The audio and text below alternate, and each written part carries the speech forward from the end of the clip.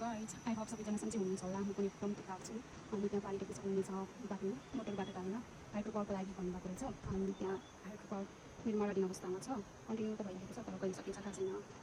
अनि यहाँ देख्न सक्नुहुनेछ धानबारी धानमा चाहिँ भर्खरै झार आएको हुन्छ, त्यही भएर हामी हिजोबाट धानमा रोप्नु चाहिँ सुरु गरेको छौँ।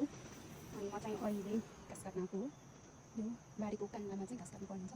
बारी त पुगिसक्यो तर पनि मैले काटेर सक्नुपर्ने हुन्थ्यो। अझ बाँकी अलिक साइडमा यो चाहिँ म काटेर ठुलोसम्म पुग्नुपर्ने हुन्छ। अहिले चाहिँ 10:30 भइसक्यो मर्निङको। अनि आई थिङ्क 11:30 बजीतिर सक्छु होला मैले घाँस काटेर। अनि पारीको भिउ देख्न सक्नुहुन्छ।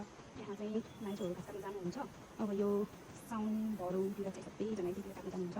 किनकि गाउँघर हो नि त, अब गाउँघर नभएपछि बाख्रा खानै पऱ्यो, खेती किसान गर्नै पऱ्यो, मल बनाउनै पऱ्यो त्यसको लागि। अनि अहिले चाहिँ मान्छेहरू अनि म पनि यताको जङ्गलतिर चाहिँ घाँस काट्न जान्छौँ। जङ्गल भन्दाखेरि खरबारी हो कि हाम्रो सबैको आफ्नो पर्सनल खरबारी अनि भिडतिर नि त्यस्तै हुन्छ क्या। जङ्गल चाहिँ धेरै नै टाढा छ र आफ्नो पर्सनल चाहिँ नजिक नजिक नै हुन्छ। अनि धेरैतिर जाने गर्छौँ घाँस काट्नको लागि। मर्निङ टाइममा चाहिँ पुरै रमाइलो हुन्छ, सबैजना काट्न जानुहुन्छ। अनि करायो, गीत गायो, घाँस काट्यो अनि आउनुहुन्छ।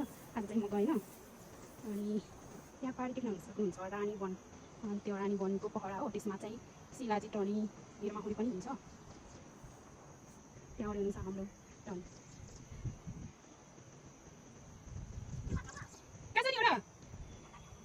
हजुर कमिलाल तोक्यो क्या हो? कमिलाल तोक्यो र कमिलाल तोक्यो भनेको भलक बनाएको भलक।